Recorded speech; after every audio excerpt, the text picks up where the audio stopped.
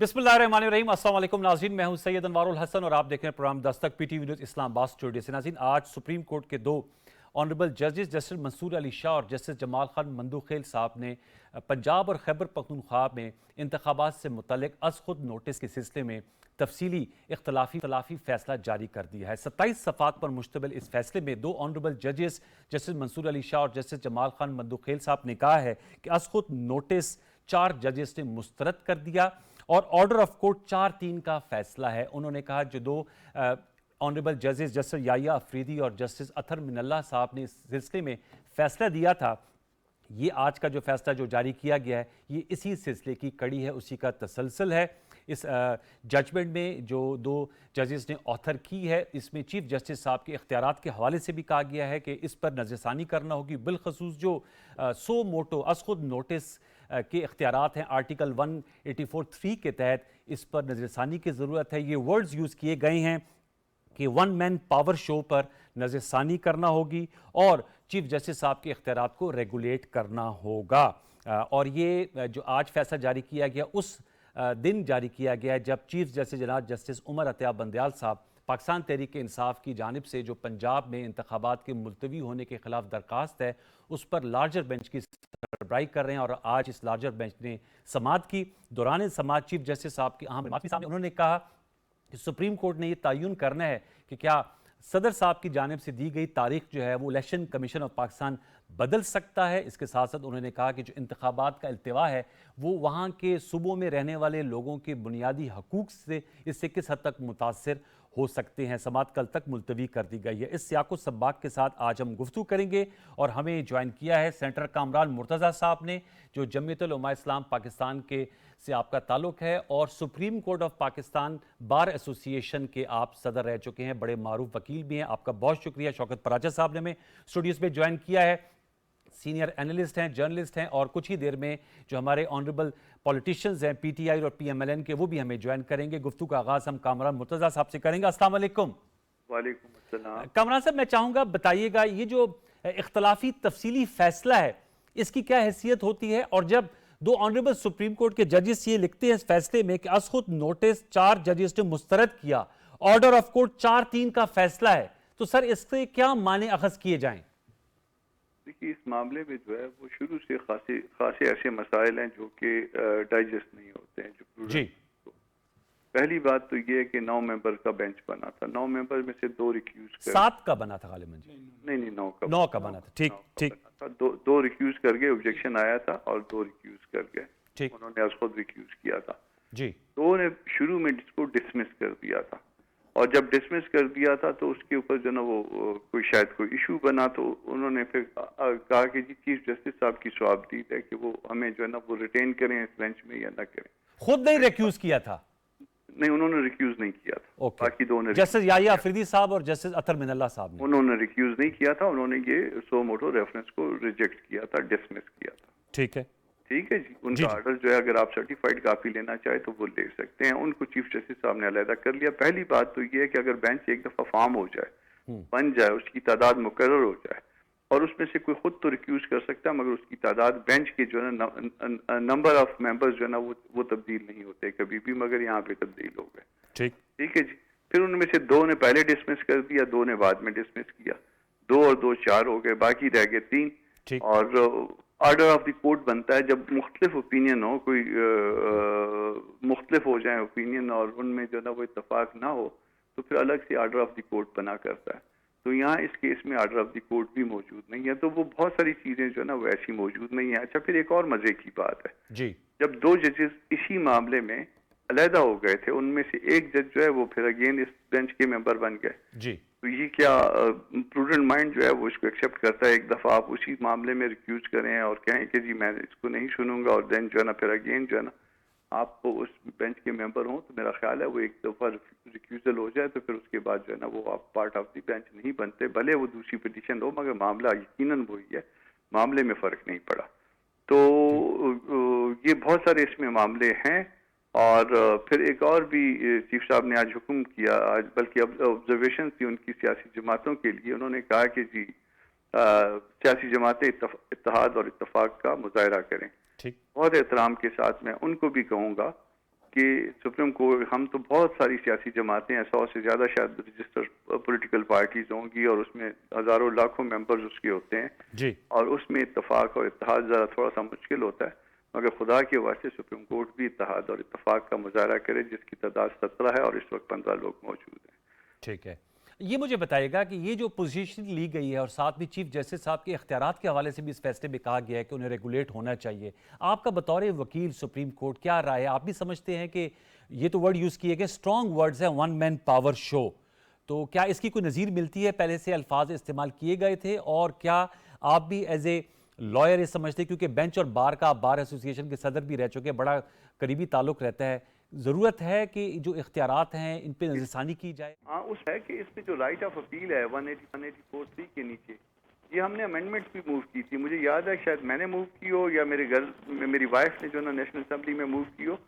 बहरहाल इसमें हमने जो है अमेंडमेंट भी मूव की थी और उस वक्त कानून के वजीर थे हमारे अपना तहरीक इंसाफ के जो MQM के दोस्त फरोग नसीम साहब, फरोग नसीम साहब, उन्होंने इसको बहुत सख्ती के साथ जो है इसको अपोज किया था और उसके बाद जो है ना वो अमेंडमेंट रिजेक्ट हो गई थी। मुझे याद है मेरी वाइफ ने शायद इसको मूव किया था। अच्छा, तो वो चूंकि उसके पीछे लीगल माइंड नहीं था, तो उस वक्त मैं सेनेट में नहीं था, तो वो फिर रिजेक्ट करवा दी थी उन्होंने ये अमेंडमेंट। उन्होंने कहा कि जजेस नाराज हो जाएंगे। ठीक है सर, ये जो लास्ट क्वेश्चन पोजीशनिंग इख्तियार की गई है, ये इसकी नज़ीर पहले मिलती है या वो ज़ाहिर बात है एक दफ़ा ऐसा हुआ भी है जो चीफ जस्टिस थे हमारे सजाद अली शाह साहब, उनके दौर में तो इससे पहले भी एतराज़ात होते रहे हैं और इसमें हमारी तरफ से, बार की तरफ से, सुप्रीम कोर्ट बार की तरफ से, पाकिस्तान बार काउंसिल की तरफ से हमने बाकायदा जो है लिख के दिया हुआ है। कई साल हो गए इसमें, मेरे ख्याल 5-7 साल से ज़्यादा हो गए हैं कि इसको जो ना इसको स्ट्रक्चर किया जाए, कोडिफाई किया जाए। लास्ट क्वेश्चन, ये जो इख्तलाफी तफसीली फैसला है, इसका कोई इम्पैक्ट है? फैसला जो आया था चीफ जस्टिस साहब की सरबराही में, जो बेंच था 5 रुकनी 3-2 का था, ऑर्डर ऑफ द कोर्ट 4-3 का, इसका कोई इम्पैक्ट आप देखते हैं या नहीं? ऑर्डर ऑफ द कोर्ट मौजूद ही नहीं है, बना ही नहीं order of the court. Okay, ये ऐसा है कि 2 लोगों ने पहले फैसला दिया, 2 लोगों ने और फैसला दिया, ये 4 हो गए, 3 लोगों ने अलग से फैसला दिया, यानी उनका अपना अपना ओपिनियन है। फिर उसके बाद जो फैसले होते हैं यानी ओपिनियन के, तो अब जो ये 5 रुकनी बेंच सुन रहे हैं, इसका उस पर तो कोई इम्पैक्ट नहीं है? जो अब ये पिटीशन आज सुनी गई PTI की जानिब से, जिसकी कल दोबारा समाअत है 11:30 बजे, इसको भी देख लीजिए ना। ये मैटर जो ना डायरेक्टली या इनडायरेक्टली वही है ना जो पहले जो सुना जा चुका। बिल्कुल ठीक है जी। उसमें से 2 जजों ने रिक्यूज किया था, उनमें से एक जज फिर आज इसमें शामिल है।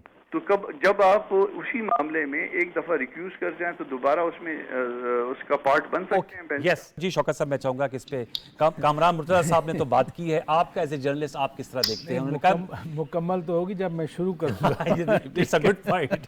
ठीक है, तो that was a good lighter point कि शुरू जब होगी तभी मुकम्मल होगा। देखिए, जो आप बार बार कह रहे हैं ना कि ये 2 जजेस का आज फैसला आया, बेसिकली तो फैसला तो वो आ चुका था पहले। इन्होंने अपना इख्तलाफ शो किया था, आज इख्तलाफी नोट्स आए हैं। फैसला बार बार आप फरमा रहे हैं, मुझे वो ये फैसला नहीं है, उस दिन आ गया था। ओके, फैसला हो गया था। आज जो इनके इख्तलाफी नोट्स हैं, आज डिटेल्ड उन्होंने वो जो कह रहे हैं ऑर्डर ऑफ द कोर्ट नहीं जारी हुआ, जो कामरान साहब बार बार कह रहे हैं, कोई स्पेसिफिक टर्मिनोलॉजी है, आ गया था ना उस दिन ना। ठीक है, अब बाकी तो टेक्निकलिटीज है ना, जिसको हम कहते हैं डिटेल जजमेंट है या जो भी है, लेकिन उस फैसले को माना भी गया। उसी फैसले जो 5 जजेस का फैसला था, उसकी रोशनी में इलेक्शन कमीशन ऑफ पाकिस्तान ने डेलिब्रेशन करके डेट के हवाले से सदर ममलिकत को 2 तारीखें तजवीज़ की। एक थी 30 अप्रैल की और दूसरी थी 7 मई वाली। तो वो ऑब्वियसली सदर ममलिकत ने पहली डेट चूज़ की, 30 अप्रैल की। तो अगर 5 जजेस का फैसला हतमी ना होता उस दिन, तो फिर इलेक्शन कमीशन तारीखें ही सदर ममलिकत को तजवीज़ नहीं करते, नंबर 1। नंबर 2, जो दूसरी चीज़ें आप कामरान मुर्तज़ा साहब से हाईलाइट कर रहे थे, वो हैं बहुत ब्रॉडर चीज़ें हैं। ब्रॉडर चीज़ें मसलन वन मैन पावर तो है ना, तब्दील किसने करना है? वो तो अली गौहर साहब ने करना है असेंबली में बैठ के। अभी कामरान मुर्तज़ा साहब कह रहे थे कि हमने तरमीम पेश की, तरमीम रिजेक्ट हो गई। ये जो 2 जजेज ने इख्तलाफी नोट लिखा है, इन जजेज ने तब्दीली नहीं करनी, तब्दीली तो हमारे ऑनरेबल पार्लियामेंटेरियंस ने करनी है।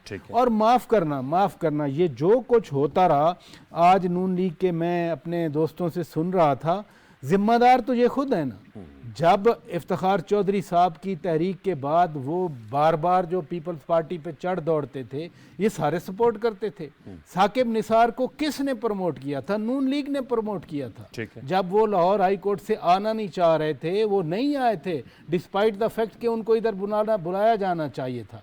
फिर पीपल्स पार्टी ये 184(3) पे तरमीम में पीपल्स पार्टी कहती रही, हमारे दोस्त नहीं माने। तो आज जो है ये जो ऑब्जर्वेशन आई हैं, ज़ाहिर है वैलिड ऑब्जर्वेशन है, और जो एक डेमोक्रेसी या कॉन्स्टिट्यूशनलिज्म में डेमोक्रेसी की बात करते हैं तो उसमें तो फिर वो गिनती तो ज़रूर होती है। ये ऑब्जर्वेशन का ताल्लुक आइंदा से है, न कि जो जजमेंट 5 बंदों की आई थी, 5 जजेस की, वो अनडू नहीं हो सकती इन ऑब्जर्वेशन। वो जो 3-2 की आई थी, 3-2 की थी। अली गौर साहब, ये सर इस पर कमेंट दीजिएगा, फिर मैं यावर साहब को जाऊंगा। वो कहते हैं ये तो आपका डोमेन है कि कवानीन लेकर आना, इस्लाहात करना, एंड ऑनेस्टली स्पीकिंग ये तो पार्लियामेंट के फिर बक स्टॉप सेट यू ना सर। अगर आज 2 ऑनरेबल जजेस कह रहे हैं कि चीफ जस्टिस साहब के जो इख्तियारात हैं, उन्होंने तो अंग्रेजी का वर्ड यूज़ किया कि वो इंजॉय करते हैं, फिर उसको लुत्फानंदोज़ होते हैं उन्हें इख्तियारात से, तो आप समझते हैं इंपीरियल का वर्ड यूज हुआ जी। तो अली साहब, बिस्मिल्लाहिर्रहमानिर्रहीम। वैसे आज मरियम नवाज साहब ने तो कहा कि आपके बयानियों को इससे विंडिकेट हुआ है जो इख्तलाफी फैसला आया है। जी यकीनी तौर पर देखें, बात ये है कि ये कोई पहली दफ़ा इख्तलाफी नोट नहीं आए।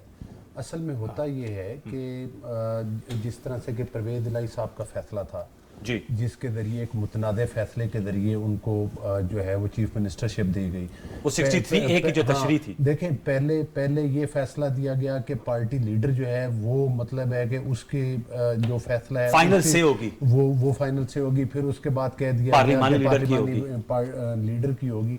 तो इसी पैराए में अगर देखा जाए तो ये फैसला भी जो है ये 4-3 का फैसला है। पहले बेंच बना था 9 का, फिर उसको 5 में 7 पे हुआ, फिर उसमें से भी दो चले गए, उनमें से भी आज एक आ गए। तो मैं समझता हूँ कि जो डे 1 से हमारा मुतालबा था PMLN का या PDM का मुतालबा था कि ये इस पर जो है फुल कोर्ट बनाया जाए, तो अगर ये फुल कोर्ट फैसला कर देता तो मैं समझता हूँ कि आज ये तमाम तनाज़ात इकट्ठे ना होते जो आज खड़े हो गए। दूसरी गुजारिश ये है कि जिस तरह से वो उस वक्त उन जजेस ने जो मैं परवेज़ इलाही साहब का जिक्र कर रहा, उन्होंने ये कहा था कि यहाँ पर आइन लिखा जा रहा है। माजरत के साथ आज ये तो बात होती है कि मरियम नवाज साहबा या हमारी नून लीग की जो पार्टी है, हमारा मौक़िफ़ जो ये है कि जनाब जजेस की तस्वीरें लगाई जा रही हैं, उन पर तनकीद की जा रही है फैसलों पर। यकीनी तौर पर हमारे जजेस हैं, हम उन पर तनकीद कर सकते हैं। और दूसरी बात ये है कि जब अदालतों के जरिए मुतनादे फैसले आएंगे, जब उन्हीं के बेंच के अंदर बैठे हुए जज मुअज़्ज़ज़ जज ये कहेंगे कि आइन लिखा जा रहा है, जजों का काम आइन लिखना तो नहीं है, आइन की तशरीह है। तो देखें ना, ये जो फैसले आइन से मुतसादम फैसले आ रहे हैं, इसका मतलब, और फिर जो ऑडियोज आ रही हैं सामने, फिर जो हालात वाक़यात, एक तरफ आप ये करते हैं कि जस्टिस कादी फायदी साहब की तरफ रेफरेंस दायर होता है, तीसरे दिन हेयरिंग शुरू हो जाती है, मज़ाहिर नकवी साहब के खिलाफ रेफरेंस आता है, कोई तारीख ही नहीं दी जाती। तो मीडिया की खबर है, आई डोंट नो कि उस पे कितनी सच्चाई कि वो सुप्रीम जुडिशल काउंसिल में नहीं शुरू हो गई है। नहीं, वो थोड़ा अभी हेयरिंग नहीं शुरू हुई। तो बात करने का मकसद ये है, ये इस तरह से मैं समझता हूं कि इस आईनी बहरान खड़ा करने में मैं मादरत के साथ इसमें हमारे फादिल जो जजेस हैं वो भी मतलब है कि उनके फैसले भी वेरी ऑनेस्ट आप लोग ही दरखास्तें लेकर जाते हैं ना 4 जजेस के पास। अब देखिए पीटीआई फिर 4 जजेस के तो इसमें भी आ चुका है, तो 3 जजेस ने इसके हक में दिया, 4 ने तो, लेकिन जो जब उसको फैसला जाहिर है चीफ जस्टिस साहब हैं, उन्होंने कहा जी कि ये तो जनाब 3-2 वाला फैसला, तो ये तमाम मुतनाज़े चीजें, इनकी क्लैरिटी जरूरी है। इन चीजों की वजाहत के बगैर देखें, इस पर पाकिस्तान के मुस्तकबिल का सवाल है। That is a very important. इस पे रुकिएगा, मैं यावर बुखारी साहब की राय ले लूं। यावर साहब बहुत शुक्रिया सर, आपने वक्त दिया। आपकी सर क्या राय है, आज जो हम 2 ऑनरेबल जजेस ने जो इख्तलाफी फैसला जारी किया उस पर गुफ्तगू कर रहे हैं, फिर आप लोगों की पिटीशन भी आज टेकअप हो गई है लार्जर बेंच की जानिब से और कल दोबारा समाअत होगी। आपकी ओवरऑल क्या राय है, कैसे क्लैरिटी आ सकती है और कैसे जो फैसले हैं वो गैर मुतनाज़ा अंदाज में हल की तरफ सियासी जमातों और रियासत को लेकर आगे चले? यावर बुखारी साहब। बिस्मिल्लाहिर्रहमानिर्रहीम, अल्लाहुम्मा सल्ली अला मुहम्मद व आले मुहम्मद वाजिल फरजहुम। देखें, अली गौर ने जो बात की ना, अभी ये वो वक्त है कि जहां पे यावर बुखारी, अली गौहर और कोई भी हमारा भाई बैठा हो, हम लोगों को सच की तरफ जाना पड़ेगा। चाहे मैं झूठ बोल रहा हूं, चाहे अली गौहर झूठ बोल रहा है, चाहे कोई और झूठ बोल रहा है, कोई जो सच बोल रहा है, हमें आइन की पासदारी करनी पड़ेगी। हमें अच्छी लगती है नहीं लगती, अली गौहर को अच्छी लगती है नहीं लगती, आखिर में मैंने और अली गौहर ने बैठ के ये चीजों को का हल निकालना है। ये पार्लियामेंट सबसे बेहतर फोरम है। आप जब तक एक मुतनाज़ा हालात से गुजर रहे हैं और दुनिया आपको ये कहती है कि फिलहाल हालात आपके स्टेबलाइज नहीं है पॉलिटिकल, इनको हल करें, इनको सीधा करें, तो उसके अंदर आई थिंक कि हम लोगों को आइन के दायरे में रह के जो भी फैसला सुप्रीम कोर्ट करती है, आखिर में हमें आइन की रिस्पेक्ट, और आइन जो है वो सुप्रीम कोर्ट से ऊपर है, वो पार्लियामेंट से ऊपर है, वो एस्टेब्लिशमेंट से ऊपर है, वो मीडिया से ऊपर है, हर किसी से ऊपर है। उसकी बालादस्ती बहुत जरूरी है। मुझे ना अच्छी लगे शायद आज, ठीक है, लेकिन कल फिर मैं कहूंगा शुक्र है यार मैंने एक्सेप्ट किया। अली गौहर को अच्छी ना लगे, लेकिन देखे आखिर में अली गौहर भी पाकिस्तानी है, मैं भी पाकिस्तानी हूं। मैं अपने तरीके से पेट्रियोट बनता हूं, वो अपने तरीके से मुहिब्बे वतन बनते हैं, पेट्रियोट बनते हैं। हम लोगों ने आखिर में इस पाकिस्तान को अगर हंसता बसता फूलता नहीं देखेंगे और नहीं करेंगे, हमें नुकसान हमारे बच्चों को होगा, लेकिन उस पे हमारी अगली नस्लों को होगा। यावर साहब, आपकी कतकलामी माजरत, आप ठीक कह रहे हैं कि जाहिर बात है सुप्रीम कोर्ट का जो फैसला है वो सर आंखों पे और उस पर अमल दरामद होना चाहिए, इस पर कोई दो राय नहीं। लेकिन अगर यही मतलब ऑनरेबल जजेस से ही अभी भी उस बेंच के ऑनरेबल जज मेंबर हैं जो आपकी दरख्वास्त जो है वो हेयर कर रहे हैं, जो फैसला जारी होता है जिसमें बात की जाती है कि ये जी मामला जो है वो हाई कोर्ट में ले जाया जाए, फैसला अस खुद नोटिस केस ये नहीं बनता, तो ये आवाज़ तो बेंच से उठी है ना सर। पॉलिटिशियंस तो ज़ाहिर बात उनकी खिलाफ राय होती है, जिसके खिलाफ फैसला आएगा वो कहेगा कि मेरे खिलाफ आ गया, जिसके हक में आ गया वो कहेगा इंसाफ हो गया। अनवार भाई देखें, उसके अंदर ना वो कहते हैं ना कि जस्टिस सिर्फ होनी काफी नहीं है, जस्टिस होती हुई नजर आनी चाहिए, जिसके अंदर अवाम भी मुतमईन हो। हमारे पार्लियामेंटेरियंस देखें, अगर मैं खान साहब के पीछे खड़ा हूं, अली गौहर नवाज शरीफ के पीछे खड़ा है, तो कुदरती बात है वो नवाज शरीफ की बात करेगा, मैं इमरान खान की बात करूंगा।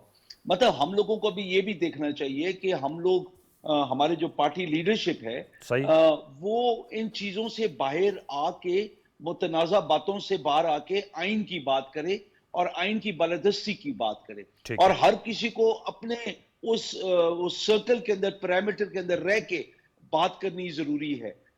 सबसे ज्यादा फोकियत आइन के बाद पार्लियामेंट की है, जो आइन की बालादस्ती भी रखते हैं अलॉन्ग विद अदर्स, प्लस आइन बनाने वाली पार्लियामेंट है, कोई और नहीं है। तो आइन की पार्लियामेंट की बालादस्ती, पार्लियामेंट की इज्जत हमसे है, और हम लोग ही अगर इज्जतदार नहीं होंगे और हम लोग ही इज्जत नहीं रखेंगे, तो फिर फौज आके हमारी जगह इज्जत नहीं बनाएगी, अदलिया नहीं बनाएगी, मीडिया नहीं बनाएगी, हमने बनानी है। और हम लोग ही जब गंद कर रहे होंगे तो उस गंद का जवाब गंद नहीं है, उस गंद का जवाब उस गंद से सीखना और दोबारा गंद फैलाना। लेकिन शूम ये किस्मत के जी सर, ये रियलाइजेशन पाई जाती है, लेकिन अनफॉर्चुनेट ये है कि आपस में मामलात सुलझाने के बजाय आप लोग भी सुप्रीम कोर्ट का रुख करते हैं। फिर जब आप लोगों के डिप्टी स्पीकर कासिम सूरी साहब ने रूलिंग दी तो फिर उस वक्त वो तो सो मोटो हो गया था, लेकिन ज़ाहिर बात है PMLN और तमाम लोगों ने कहा कि जी सुप्रीम कोर्ट ने जो है उसकी तरफ रुजू करते हैं।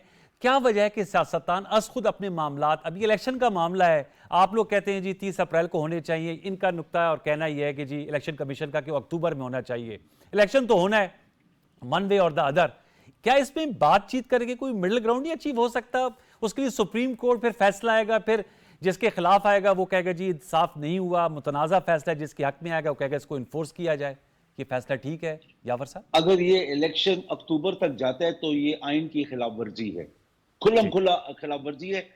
मैं तो फिर कहूंगा कि ये इलेक्शन कमीशन को और दोनों गवर्नर्स को आर्टिकल 6 के तहत इनके खिलाफ कार्रवाई करनी चाहिए, जरूरी है, ताकि आइंदा किसी की जरूरत ना हो, चाहे PTI वाली इलेक्शन कमीशन हो और गवर्नर भी PTI का हो और नून लोग इलेक्शन मांग रही है और हम लोग ये करें, तो फिर हमें भी ट्राई करना जरूरी है। देखिए, मैं आज अगर उनके खिलाफ बात करता हूं तो ये बात कल मेरे खिलाफ भी स्टैंड करती है। हमें करना जरूरी है आइन की बालादस्ती। अगर ये इलेक्शन आपका अक्टूबर तक जाता है, मैं इलेक्शन होता हुआ नहीं देख रहा हूं इस मुल्क में। अच्छा, मैं नहीं देख रहा हूं कि हमारे इदारे इलेक्शन में इंटरेस्टेड हैं। हमारे इदारे इस बात में इंटरेस्टेड है कि खान प्राइम मिनिस्टर ना बने, चाहे एस्टेब्लिशमेंट है, चाहे हमारी मौजूदा पार्लियामेंट है, ये नहीं चाहते हैं कि खान वापस आए, ये लोग नहीं चाहते हैं कि खान 2/3 के साथ वापस आए। इसलिए ये सारी बातें की जा रही हैं। आईन नहीं कहता है कि हालात क्या हैं, आईन नहीं कहता है कि आपका पैसा है कि नहीं है। ये चीजें, ये मफरूजे और ये बहाने हम बनाते हैं। ये इलेक्शन कमीशन इन्हीं के कहने पे बना रहा है, और फिर वो आगे से ये जो सियासी पार्टियां हैं, फिलहाल जो पीडीएम है, वो लोग फिर आगे से इनको तोजी देती हैं, तकवीत देती हैं कि भाई इसको ऐसे ही होना चाहिए। आज ये मजे कर लें, अगर आज इलेक्शन कमीशन की बात मानते हैं, कल इनको वही इनके साथ होगा। ये नुकता आपका अहम है। कोर्ट पे हमला किया था। हाँ, ये सुप्रीम कोर्ट पे जब इन लोगों ने हमला किया था, जस्टिस सजाद को बेइज्जत करके निकाला था, और भुगत रहे हैं उसके बाद से।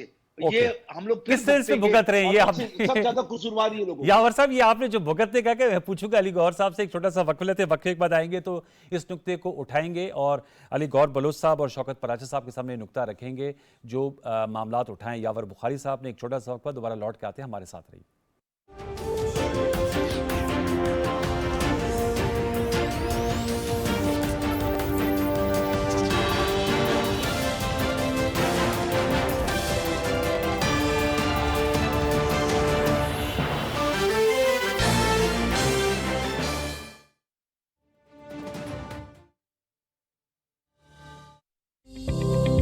वज़ीर-ए-आज़म मियां मोहम्मद शहबाज शरीफ का तारीखी इक़दाम, अवाम के लिए मुफ्त आटे और सस्ते पेट्रोल की सहूलत का ऐलान। रमजानुल मुबारक के दौरान मुस्तहिक अफराद को मुफ्त आटे की फराहमी। कम आमदनी वाले खानदान माह मुबारक के दौरान 10 किलो आटे के 3 थैले मुफ्त हासिल कर सकेंगे। इसके अलावा मोटरसाइकिल, रिक्शा और छोटी गाड़ियों के मालिकान के लिए 100 रुपए फी लीटर की रियायत नाफिजुल अमल होगी।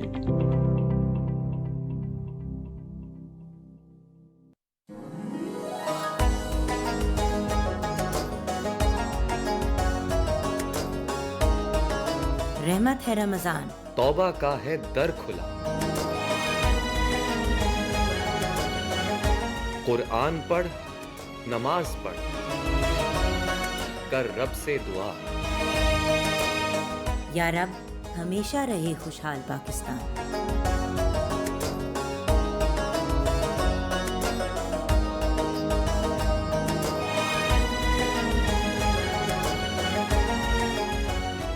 नेमतों से भरा रमजान पाकिस्तान।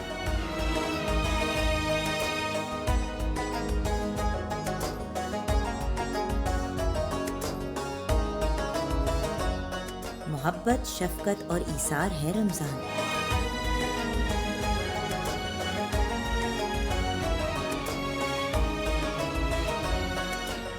फलाह इंसानियत का पैगाम है रमजान। तो आए मिलकर मनाए रमजान पाकिस्तान। रमजानुल मुबारक की स्पेशल लाइव ट्रांसमिशन रोजाना रहे हमारे साथ दोपहर से इफ्तार तक, सिर्फ पीटीवी नेटवर्क पर। रमजान पाकिस्तान, रमजान पाकिस्तान।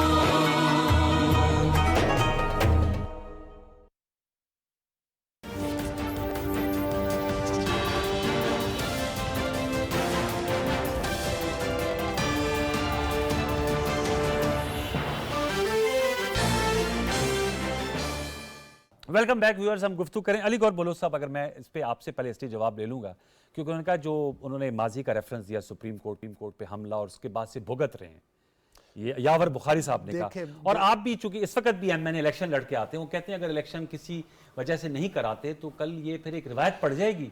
देखिए, यावर बुखारी मेरा भाई है और बासियत पॉलिटिशियन तो हम कुलीग हैं आप, बिल्कुल, और मेरे लिए काबिल एहतराम है। वैसे सादात में से हैं तो मैं तो वैसे भी इनकी रिस्पेक्ट करता हूँ, लेकिन आज खिलाफ तवक्को रमज़ान शरीफ में का इन पर असर था, कुछ सच्ची बातें भी कर रहे थे।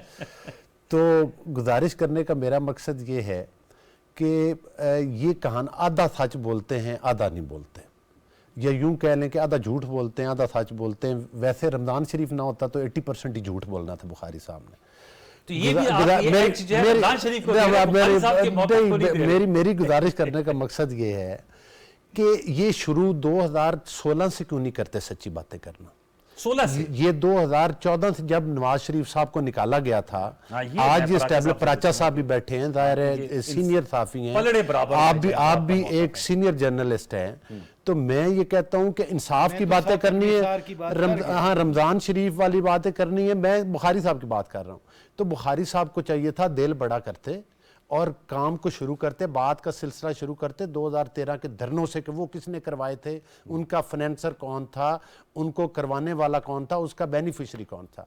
जिस वक्त इनके मुखालफीन को जेलों में बंद किया जा रहा था, उनको जेलों में बंद करके डिस्क्वालीफाई करके और एक ही लीडर को पूरे मतलब छोड़ा हुआ था सियासी दंगल में, और वो इलेक्शन और इसके बावजूद वो इलेक्शन इनको चोरी करना पड़े आरटीएस सिस्टम का सहारा लेकर, और फिर भी ये मेजॉरिटी ना ले सके। उस वक्त मैं समझता हूं कि उन बातों का जिक्र बुखारी साहब करना क्यों भूल गए। ठीक है, ये तो देखिए मैं इनकी बिल्कुल आइन और कानून से तो किसी का इनहराफ नहीं है। हम ये नहीं कहते कि आइन से हमने तो बहुत सारी सजाएं भुगती। मुझे ये बताएं, तो वो कह रहे हैं 30 अप्रैल से जो आगे अगर इस बात को फिर अगर आगे बढ़ाया जाए, मुझे ये बताएं 2008 का इलेक्शन, क्या नवाज शरीफ साहब उस इलेक्शन में शामिल थे? नहीं। 2002 का इलेक्शन, क्या उसमें नवाज शरीफ साहब उस इलेक्शन में शामिल थे? नहीं थे। 2018 में जो डिस्क्वालीफाई किया, क्या उसमें नवाज शरीफ साहब शामिल थे? नहीं। तो बुखारी साहब ये क्यों भूल गए बातें? आज इनको एक फैसले में आइन और कानून, और वो कह रहे हैं कि जनाब गवर्नर को भी पता नहीं 302 दफा कह रहे हैं, कौन सी लगना चाहिए। अच्छा आर्टिकल 6, मैंने समझा 302, और इलेक्शन कमीशन का भी कह रहे हैं। इनका बात सो तो 302 भी लगा देंगे। दूसरी बात ये है, हाँ जी वही है ना, तो बात करने का मकसद यही है। मुझे ये बताएं कि कासिम सूरी के बारे में ये लफ्ज़ ये क्यों नहीं इस्तेमाल करते, जिसने आइन तोड़ा, जिस पर तो 6-0 के साथ सुप्रीम कोर्ट का फैसला आया था। उसको भी कहते हैं ना कि उसके ऊपर भी बुखारी साहब कहते। मेरा मकसद ये है बात करने का, मैं अपनी बात को समेट रहा हूं कि भाई ये इस वक्त मामला इंतहाई मुतनाज़ हो चुका है, और जो इलेक्शन कमीशन ने पहले डेट दी है वो भी 90 दिन से तो आगे की है। और दूसरी बात यह है कि पहले भी 2 दफा 1988 में भी इलेक्शन लेट हुए, 2008 में भी इलेक्शन लेट हुए जब बेनजीर साहब की शहादत, चाहे वो 1.5 महीना आगे हुए या 2 महीने आगे हुए। तो ये आप कहते हैं कि एक मिसाल मौजूद है। नहीं मिसाल, इसलिए फिर भी मैं कहूंगा कि ये मिसालें काफी नहीं है कि आप इसका जवाब बनाकर कोई इलेक्शन को आगे पीछे हम करें।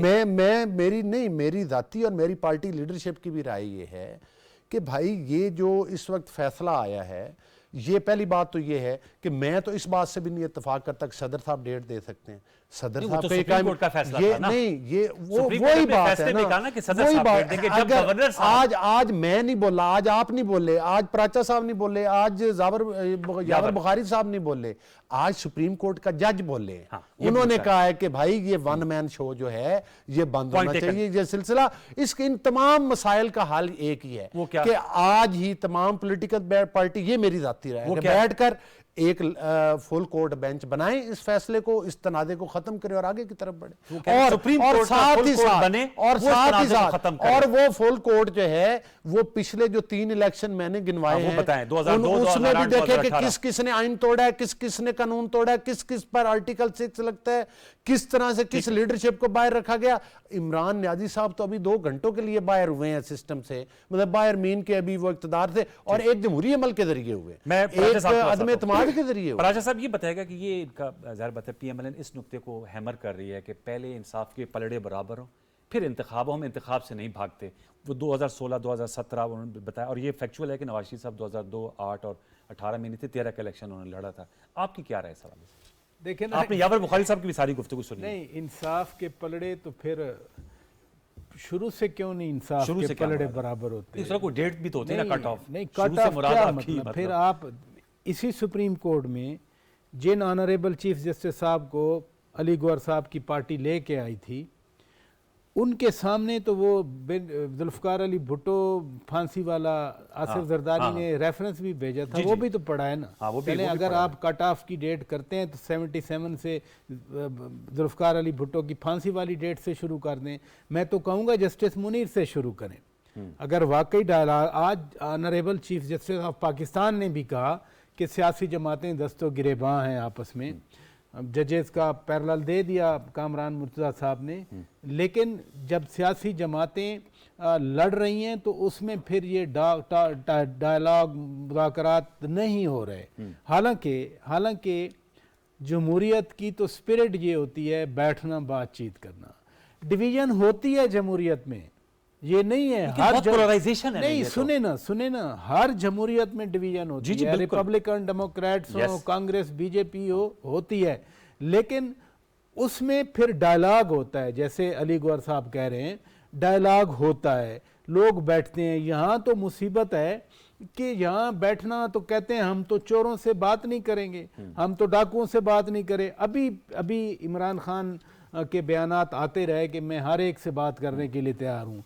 वो मखदूम शाह महमूद कुरैशी साहब बेचारे वो बात कर के थक जाते हैं कि जी हुकूमत डेलीगेशन बनाए। आज भी वो कह रहे थे कि हुकूमत बताए हम कहाँ बैठें, कहाँ बात करें, लेकिन खान साहब का रात को बयान आ गया कि बात सिर्फ इलेक्शन पे होगी कि इलेक्शन कब होने हैं, बाकी भी तो मुल्क के मसाइल हैं। ये वाले जिन मसाइल पे आप बात कर रहे हैं ये तो सबसे बड़े मसाइल हैं ना, ये तो सबसे बड़े मसाइल हैं कि हमेशा ये बेंच जो है वो इसी तरह करता रहा है। आसिफ जरदारी की हुकूमत थी, पीपल्स पार्टी की, कोई काम नहीं करने दिया गया। ये राजा फलाना है, ये मिनिस्टर फलाना है। हामिद सईद कादमी साहब 3 साल जेल में रह गए, अल्टीमेटली वो आ गए बाहर। राजा साहब के बारे में, स्पीकर साहब के बारे में क्या कुछ नहीं कहा गया। मुस्लिम लीग वाले भी गए थे इनके लोग और वो दूसरे भी गए हुए थे, अल्टीमेटली राजा साहब भी बरी हो गए। यानी कोई केस फिर आ गया, साकिब निसार आ गया, उसने वो तबाही मचाई इस मुल्क में। उसने ना नवाज शरीफ को काम करने दिया, ना उसने शायद खाकान अब्बासी को काम करने दिया। कौन सा ऐसा काम था जो हुकूमतें कर सकती थी? अब ये दौर था पीटीआई का, 3-4 साल थे जिसमें बहुत सपोर्ट थी, अनप्रेसिडेंटेड सपोर्ट मिलती रही। लेकिन ये है कि मुल्क आगे ना बढ़ा, उस पोलराइजेशन जिसकी आप बात कर रहे हैं। तो ख्वाहिश आपकी मेरी सबकी हो सकती है कि डायलॉग हो, बैठ के बात करें, लेकिन प्रिंसिपल एक्टर्स तो यही हैं। कोर्ट इनको पकड़ के डायलॉग नहीं करवा सकती, बेशक जितना मर्जी आप ताना दें अदालत को कि आप तो 17 लोग वो नहीं करा सकती, वो कोर्ट नहीं करा सकती। ये जो अली गौहर साहब ने कहा है कि तमाम फुल कोर्ट जो है इस सारे मामले को देखे, ये बात मैं कहीं और भी सुनी थी, क्योंकि ज़ाहिर बात है इस वक्त इतनी खलीज बढ़ गई है सियासी जमातों में, पीडीएम और पीटीआई में, कि लगता नहीं है कि वो अगर मुज़ाकरात हुए भी तो वो कोई नतीजा खेज होंगे। सुने बात ये नहीं है। फिर at the risk of repetition बात ये है, हम कहते हैं कि पार्लियामेंट इज सुप्रीम। हम सुप्रीम कोर्ट को नहीं कहते कि पार्लियामेंट इज सुप्रीम, हम कहते हैं पार्लियामेंट इज सुप्रीम। अगर चीफ जस्टिस को आपने एक अख्तियार दिया है आइन में 184(3) का, आपने उसका फिर सब्सिक्वेंट कुछ नहीं किया तो वो तो अपने इख्तियार नहीं। हाँ, ये बात यावर साहब से मैंने पूछना था। ये कोई गैर कानूनी या गैर आईनी काम नहीं और इस्लाहत हो सकती है, होना चाहिए। यावर साहब ये नुकता रह गया था, यावर बुखारी साहब की ये जो सर इख्तियारात हैं, आप समझते हैं इसमें कोई इस्लाहात की जरूरत है? क्योंकि पीटीआई ने मंशूर में जुडिशल रिफॉर्म्स का भी कहा था, चाहे वो लोअर कोर्ट्स हो या हमारी सुपीरियर जुडिशरी हो। तो इस हवाले से मैं आपसे जानना चाहूंगा, क्योंकि अली गौहर साहब तो माजी की फिर एग्जांपल्स दे रहे हैं कि जी फिर वहां से आप शुरू करें अगर आपने जो है वो मामलात को आगे बढ़ाना है, क्योंकि इनका कहना है कि इनके साथ नाइंसाफी हुई है और इनके मुताबिक आप लोग बेनिफिशरीज थे। आज आप लोगों को ये लग रहा है कि अली गौहर साहब और उनकी जमात बेनिफिशरी है सिस्टम की, तो इस हवाले से फिर कोई कहीं से तो इब्तिदा करनी है सर।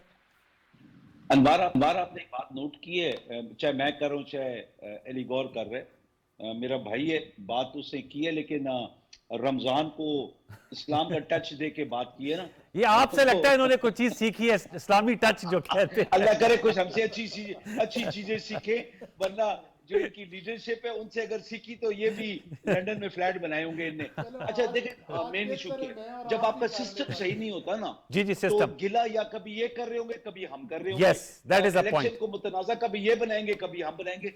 हम लोगों ने इंस्टीट्यूशनल रिफॉर्म्स की तरफ हम नहीं गए। क्यों नहीं गए? क्योंकि हमारे मफाद में एक करप्ट जज है, एक करप्ट प्राइम मिनिस्टर है, एक करप्ट फलां और एक करप्ट फलां।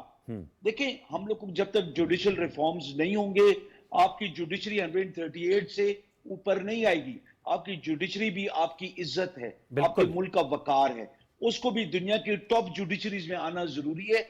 और उसके लिए जब रिफॉर्म्स होंगे, जजेस का मयार बेहतर होगा, क्वालिटी ऑफ जजेस जजमेंट्स अच्छी होंगी, तो पाकिस्तान का वकार बुलंद होगा उसमें। उसके अंदर ये नहीं कि हमारे हक में हमारे खिलाफ नहीं। जो कट ऑफ डेट है ना, मैं 77 भी नहीं कहूंगा, मैं कहूंगा कि 1970 तब से कट ऑफ डेट करें। पाकिस्तान कैसे 2 हिस्से हुआ, हमारी मईशत कैसे बैठी, वो सारी चीजें लेके आए। और फिर जो 88 में जितना इन लोगों को JUI बना के जितना पैसा फंडिंग इनको दी गई उसके बारे में बताएं। JUI नहीं, IGI का शायद कह रहे हैं आप। IGI जो भी थी, JUI तो फजल रहमान साहब की जमात है। IGI एक ही चीज है। वो पठान कहते हैं ना, खोमड़ा सब एक ही है, तो ये सब एक ही है। वो फर्क नहीं पड़ता। लेकिन फिर ये बताएं कि इन लोगों ने छांगा मांगा की सियासत क्या थी, जुडिशरी को बदनाम करना, वो जस्टिस कयूम को कैसे इस्तेमाल किया गया, वो सारी बातें फिर करनी पड़ेंगी। इनको जिया हक ने कैसे इनका वो पनीरी थी वो कैसे लगाई, एक जिलानी साहब का वाटर बॉय था वो कैसे फाइनेंस मिनिस्टर बना, फिर चीफ मिनिस्टर बना, और पानी देते देते प्राइम मिनिस्टर बन गया, और बकौल सर ये लेकिन हम इतना ना, गरीब इंसान था वो इतना हो गया। ये सारी बातें करनी पड़ेंगी फिर ना, फिर ये छोड़नी नहीं पड़ेगी कोई भी। अच्छा। एक एक बात खोलेगी। फिर अगर मैं चोर हूं ना अनवार, फिर मैं अपनी चोरी की सजा काट के फिर मैं इंसान का बच्चा बन जाऊंगा उसके बाद। लेकिन जब तक हमें सजा और जजा नहीं होगी, जुडिशरी जब तक ये काम नहीं करेगी, तो तब तक काम आगे नहीं बढ़ेगा। उसके अंदर चाहे कोई भी हो, मैं सबसे पहले कहता हूं कि इमरान खान हो, उसके बाद नवाज शरीफ हो, जरदारी हो, कोई भी हो, यावर बुखारी हो, अनवार हो, अली गौहर हो, जो भी हो। देखें, वो हजरत अली अलैहिस्सलाम का फरमान है, कुफर का निजाम तो चल सकता है जी जी, लेकिन बगैर अदल के निजाम नहीं चल सकता। हमारे पाक नबी सल्लल्लाहु अलैहि वसल्लम का फरमान है, बदबख्त तरीन वो इंसान है जो अदल बेचे। तो अदल अली गौर भी बेच सकता है, यावर बुखारी भी बेच सकता है, अनवार भी बेच सकता है, और चीफ जस्टिस भी बेच सकता है, प्राइम मिनिस्टर भी बेच सकता है।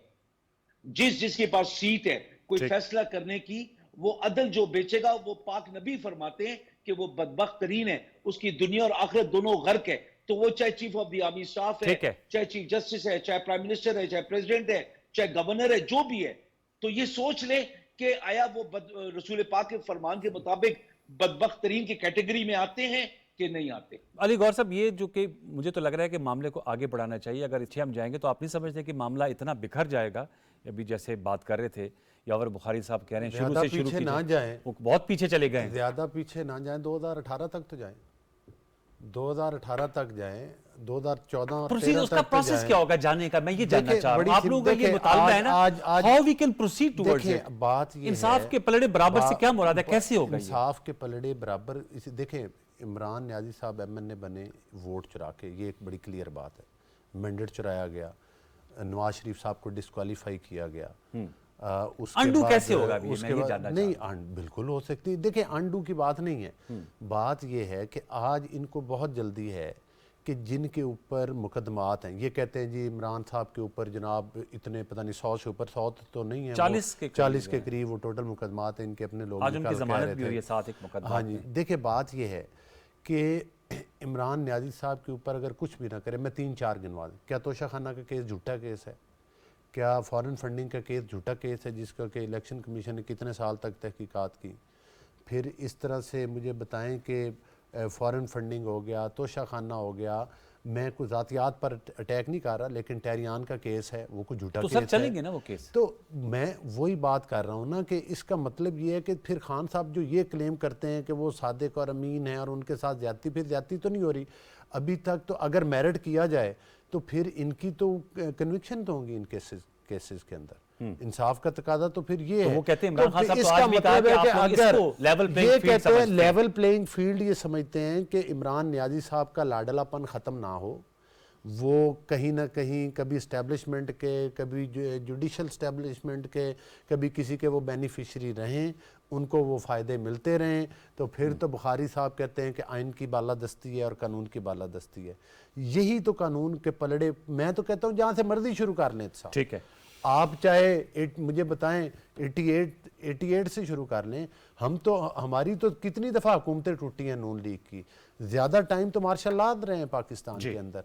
और जब भी नवाज शरीफ साहब प्राइम मिनिस्टर बने, कब उनका टेन्योर मुकम्मल हुआ, हमेशा उनको उतारा गया, हमेशा उनको पाकिस्तान को पीछे धकेला गया, हमेशा तजर्बात किए गए। हाँ, दूसरा एक और तरीका भी है, दूसरा एक और तरीका भी है इमरान न्याजी साहब आए, आकर अवाम के सामने बैठकर अपने गुनाहों की माफ़ी मांगे, उसको तस्लीम करें। गुनाहों से मुराद मैं सियासी गुनाह कह रहा हूँ। अच्छा, जिस निज़ाम के वो 2018 में बेनिफिशरी बने थे, जिस तरह से उन्होंने अपने सियासी मुखालफिन को विक्टिमाइज़ किया था, आज तो 2-2 दिन के ऊपर भी शोर मच जाता है। और मादरत के साथ मैं तनकीद नहीं कर रहा, लोगों के आंसू बाहर आते हैं। शायद यावर बुखारी जैसा वर्कर बंदा होता तो हो सकता है 2-4-5 महीने गुजार लेता, लेकिन नहीं, हाँ वही लेवल है ना इनके। तो अभी जिसका भी चेक किया लेवल निकला ही कोई नहीं है, घंटों पे लेवल है।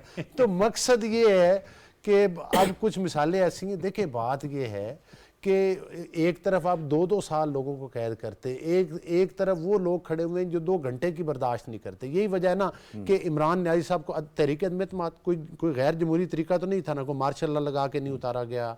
लेकिन अब तो सर सवाल है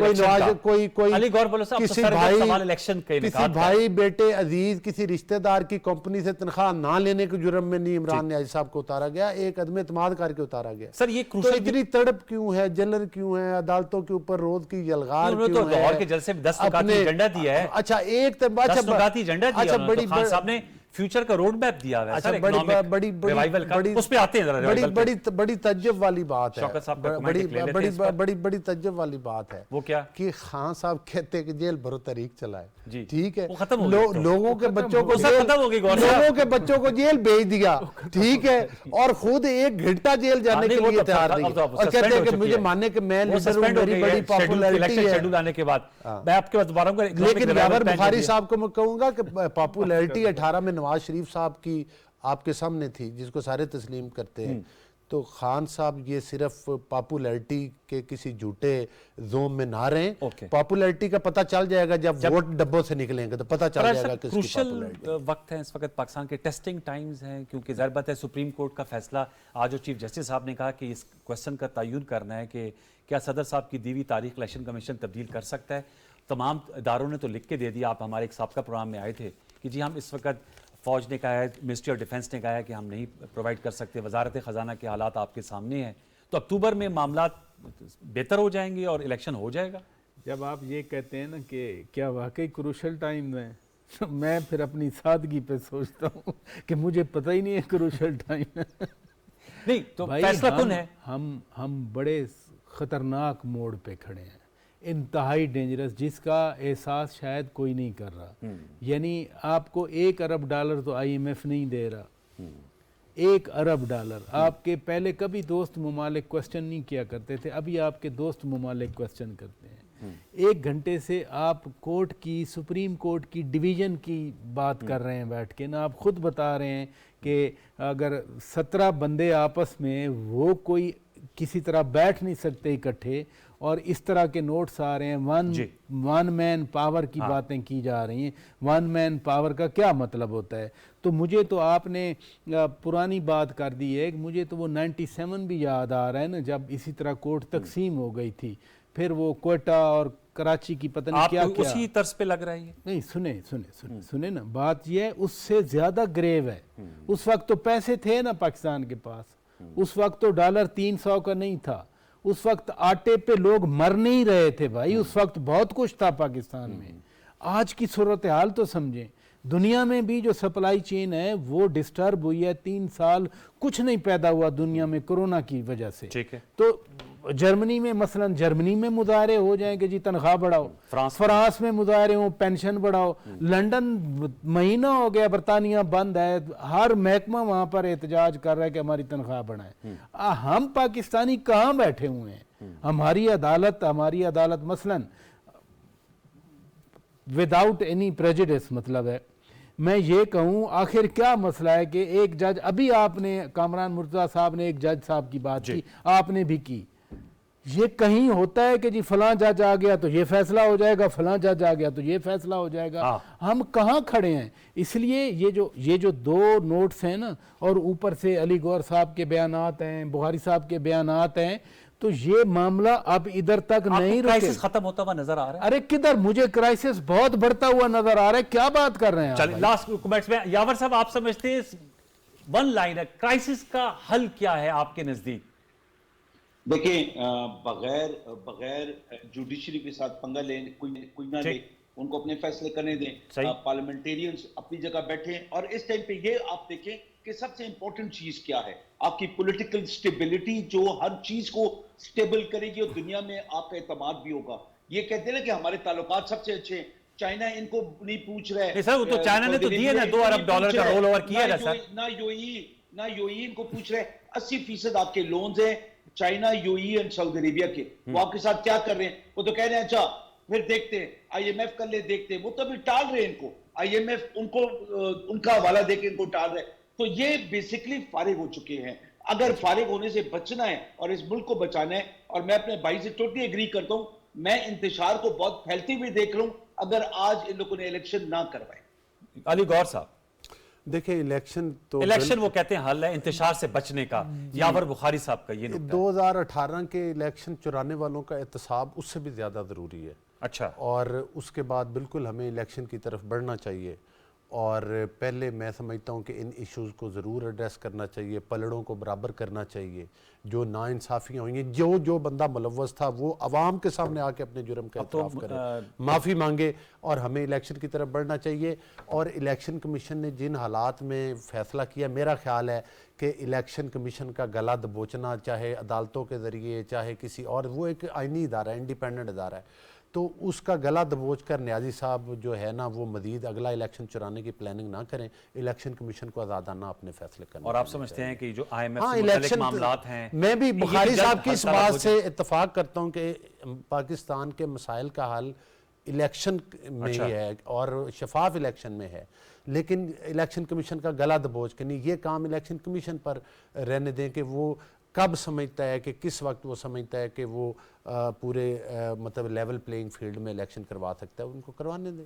और वो उन्होंने डेट दे दी है, इस पे ये जाकर इलेक्शन की तैयारी करें, इसमें चीखने वाली क्या बात है? सुप्रीम कोर्ट चलेगा, इमरान ने तो वो इसीलिए जा रहे हैं ना कहीं से वो फिर ढूंढते हैं कि कोई सुप्रीम कोर्ट का फैसला था ना, कोई सहारा नहीं। सुप्रीम कोर्ट का तो वो फैसला मुतनाज़ है। आपने कहा ना आज जो जज साहब ने दी है, ये मेरा आपका और बुखारी साहब का ना पराचा साहब का बयान है। ये देखे ना, मैंने तो आपको जजेस का हवाला दिया, आज के बेंच का दिया, परवेज इलाही साहब वाले बेंच का दिया है, तो फिर इसका मतलब है ये मसाइल का हल नहीं है। मसाइल का हल नहीं है। आपका बहुत शुक्रिया यावर बुखारी साहब, अली गौर साहब, शौकत पराचा साहब, कामरान मुर्तज़ा साहब। व्यूअर्स, आपने गुफ्तगू सुनी।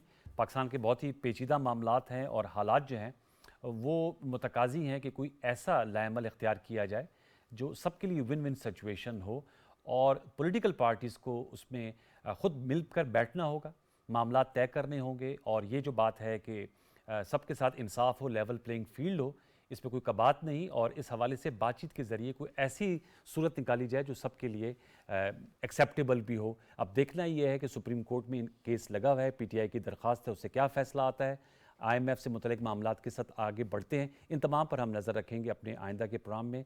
मुझे सैयद अनवारुल हसन और प्रोग्राम दस्तक की प्रोडक्शन टीम को इजाज़त दीजिए। कल रात 10:05 में आपसे दोबारा मुलाकात होगी। तब तक के लिए अल्लाह ने के बाद।